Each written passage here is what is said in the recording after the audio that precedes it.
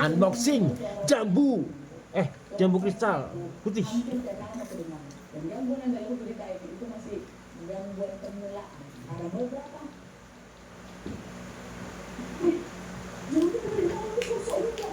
Dulu guys. Oh iya, iya. Kemudian kan dari malam jam 2 masih nonton TV. Gak usah tidur dia.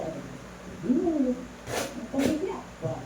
Orang aku jam 8 udah tidur, udah pagi juga ada diskusi. Dia bicara, dia ketika udah begitu sudah nonton TV ya.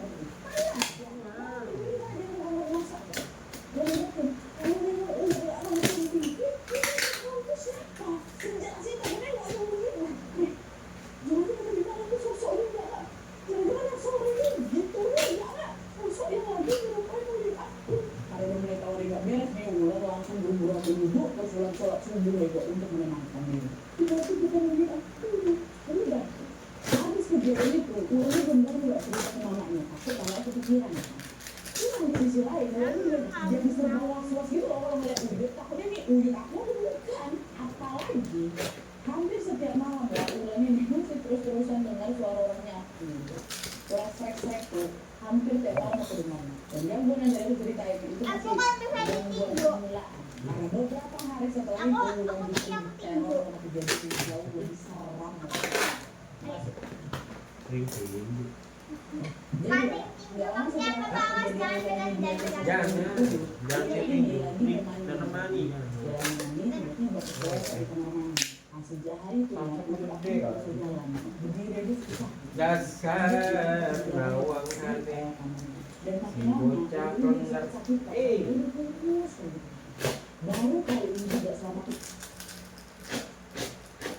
mulai ini dilihatin sosok yang mirip Uyut. Uyut ini lagi mau mandi. Pas lagi mandi, tiba-tiba keselesai di kamar mandi. Sejak hari itu nah, Uyut pun gak bisa jalan. Berdiri aja susah.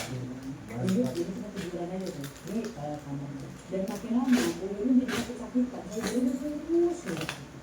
Baru kali ini juga selama tinggal di rumah Uyut belasan tahun ya. Dia melihat sendiri Uyut itu sakit kanker.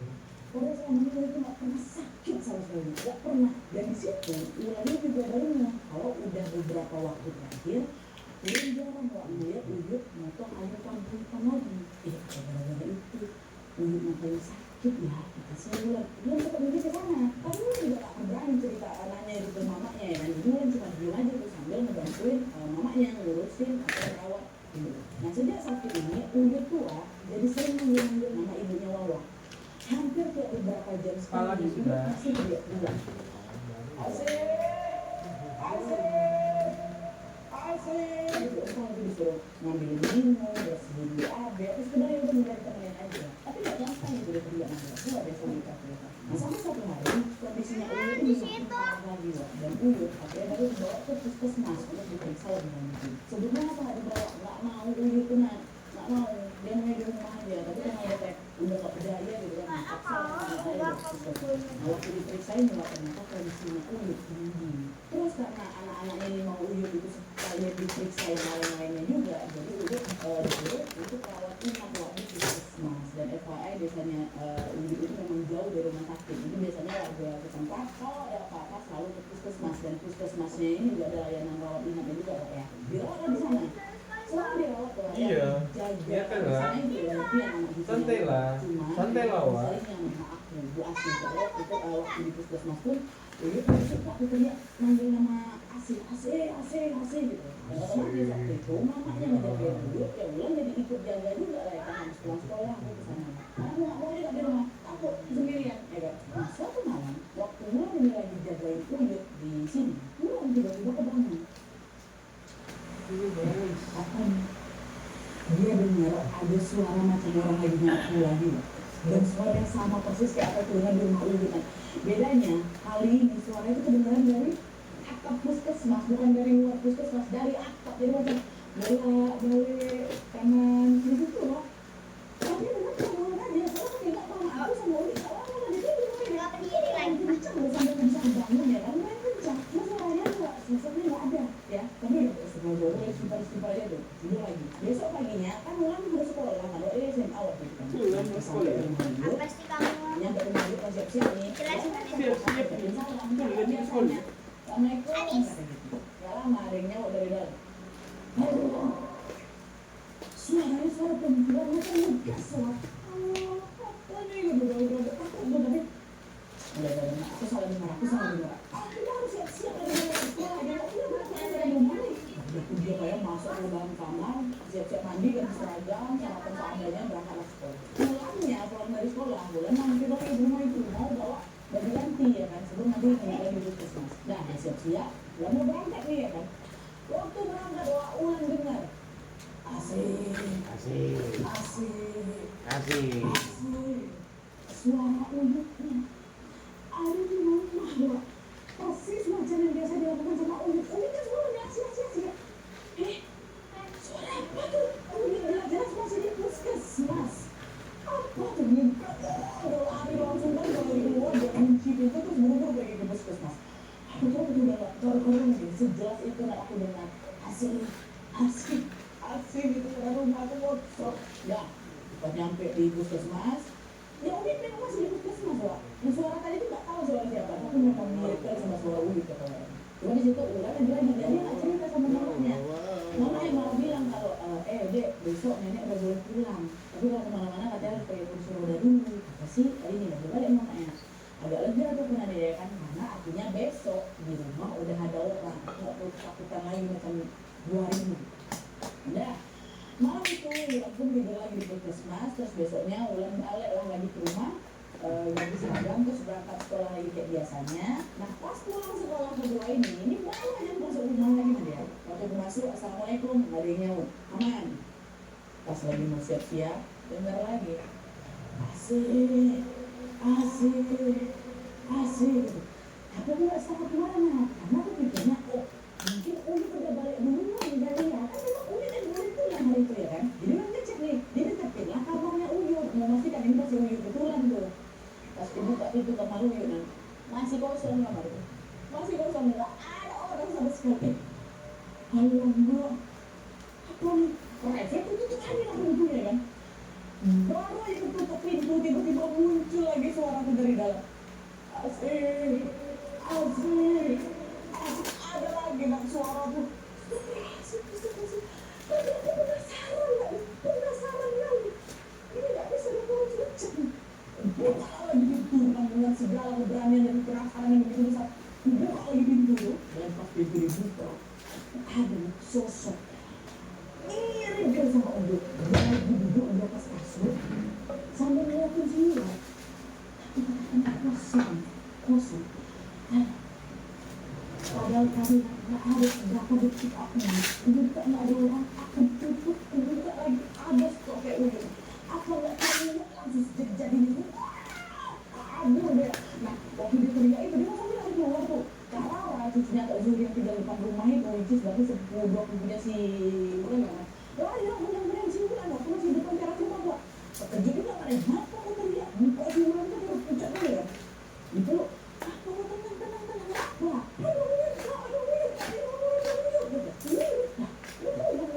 dicek sama Kak kosong kok tenang dulu ya aja lah sama Kak Ulan tuh rumahnya aku masuk ya nah waktu itu di sana lagi ada Mama Eka Rara, Tante Linda Romena terus ada Kak Zuri juga nah pas ngeliat kondisinya Ulan Tante Linda sama Kak Zuri ini kelihatan lagi macam terkejut sama aku dan dia kayak lagi kakak-kakakan bentar gitu macam mereka ini tahu sesuatu lagi cuman belum menceritakan kayak gini tuh lama Tante Linda ini ngambil air putih katanya udah dibocor-bocorin doa gitu akhirnya dikasih lah sama si Ulan air itu nah pelan-pelan Ulan mulai agak tenang tuh Ulan tetap stay di rumah kok dia gak mau balik ke apa gak mau balik ke rumah dia juga belum sanggup untuk pergi ke puskesmas dia stay di situ biar dia nunggu Uyut sama ibunya untuk balik dari puskesmas. Nah, setelah kejadian hari itu, Ulannya jadi gak berani lagi tidur sendirian. Ulan selalu minta tidur sama mamanya. Kalau tuh tidur sama mamanya ini, Ulan gak pernah lagi dengar suara macam-macamnya, suara stress, teman-teman Ulan gak pernah. Jadi Ulan pikir, aman nih. Aku kalau misalnya gak sendiri, aku gak diganggu. Udah aku tidur sama mama aku aja. Dia pikir aman. Supaya gak. Suatu malam, waktu si Ulan ini lagi masih tidur sama di kamar Ibu Asia, tengah malamnya Ulan bubarkan doa karena dia dengar pintu kamar mamanya kebuka. Pas aku bangun, mama tuh nggak ada di samping alunan. Pikir, oh itu ibu berarti yang buka pintu, dia mungkin lagi di kamar mandi atau lagi nengokin uyut dulu gitu kan. Balik badan aku, balik badan aku juga lagi. Dulu sempat aku kerja makan, aku dengar macam ada suara benda yang masuk dari aku ke kamar. Oh, bukan ruangan mama. Tengok ke belakang. Kalian tahu apa itu? Ada kepala nenek-nenek, rambutnya panjang, putih, mulutnya terbuka lebar sampai ke tangan, dan itu sosok itu kepala ada, kepala mobil masuk ke dalam kamar benar. Makin lama, macam dia dekat rumah itu, aku tak sadar lagi, pingsan aku. Ada kepala mobil. Dia tak lumayan aku lagi. Pingsan sebulan, bangun-bangun udah pagi. Udah dikelilingin aku sama mama aku, sama tante Linda. Ujung nggak tahu tuh, udah dikelilingin. Khawatir mereka, ternyata nggak khawatir. Puncak kali mau buka siapa Ulan itu. Ditanya lah si Ulan, aku bisa pingsan berapa? Habis itu udah nggak bisa lagi tahan ada. Ceritain lah itu semua ya. Kejadian yang udah aku alamin ke semua orang yang ada di situ. Semua yang ada di rumah ini lah. Mulai dari aku nengok sosok yang milik Uyut di ruang TV sore-sore itu, malamnya juga. Terus sosok kakek-kakek sorban putih di atas sumur tuh yang mengambang tuh. Ada perempuan baju putih juga di pekarangan rumah. Suara Uyut manggil-manggil nama Bu Asi waktu Uyut ada di rumah. Sampai pula yang ultimate tuh sosok kepala nenek-nenek yang tadi malam. Cerita dulu segala macam.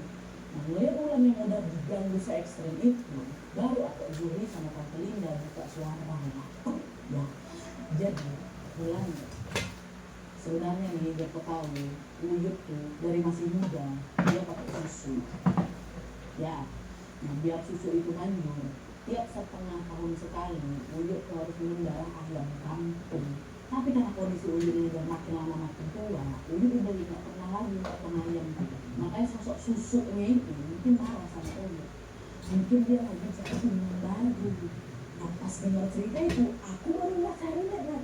Ya karena kan aku sendiri pernah nengok nenek aku potong ayam, terus saudaranya di kampung ya kan. Dan pada bagian cerita si Ulan ini pernah nengok nenek kayak gitu, nggak ada cerita tentang keluarganya. Yang diceritain cuma soal sosok-sosok aja kan, soal kejanggalan Uyut yang potong ayam dan lain sebagainya. Karena kan diceritain bahwa kok nyambung sama yang pada bangun si Ato. Itu Uyut tuh lagi kayak ngasih makan sosok susu ya kan. Tapi yang itu Ulan nggak ngerti di situ kenapa sosok-sosok itu malah nyambung. Aku kan nggak salah apa. Tanya sama Mas itu Tante Linda sendiri. Kemungkinan besar kenapa dia ganggu gaul. Sosok itu yang kita pengen cari. Warna pink ngapain? Warnanya tahu lah yang dia Masalah pakai warna pink ngapain, Wak? Janganlah mau masak-masak, Wak.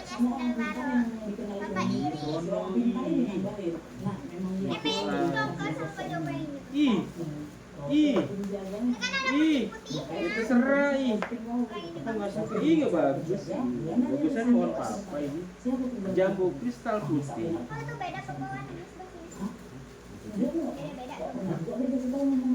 Hah?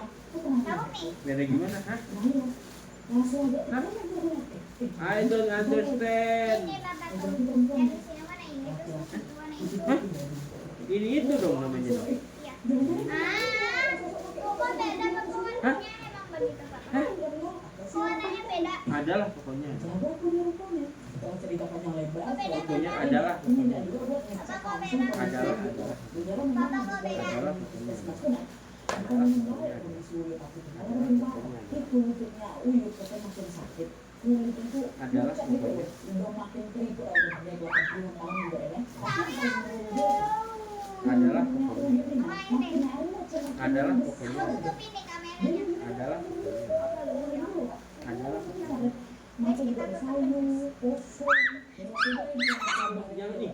Jangan situ. Adalah pokoknya adalah. Coba jadi mini. Adalah pokoknya adalah. Coba jadi mini guys. Adalah pokoknya. Alhamdulillah sudah selesai. Kunci botolnya udah gua. Papa lebih pendek daripada aku. Adalah pokoknya adalah. Harusnya udah waktunya. Adalah pokoknya adalah. Tapi kalau masih punya pegangan susu tadi, Makanya suka main masuk ke tahan. Hah? Kalau Ada lah, kalian pokoknya udah ada. sampai tahan, lebih baik cepat lah itu. Oke, sudah selesai. Kita taruh di Gimana sih? sana saja. Kalian mungkin aja. Aku bawanya apanya? Terbuka. Tuh udah. Ini sangat Guys, jangan. Adalah mandiin dia di tempat terbuka masyarakat sambil badannya dulu pukul pakai daun kelon ya. Nah habis itu daun kelon yang kalian cuci, kalian masak, kalian suapkan itu ibu. Oh iya Pak, nanti kami coba pada Mbak Sina sesuai saran dari si Alvin tadi. Dia aksi udah dimandiin karena belakang rumah kena Wey, sudah selesai.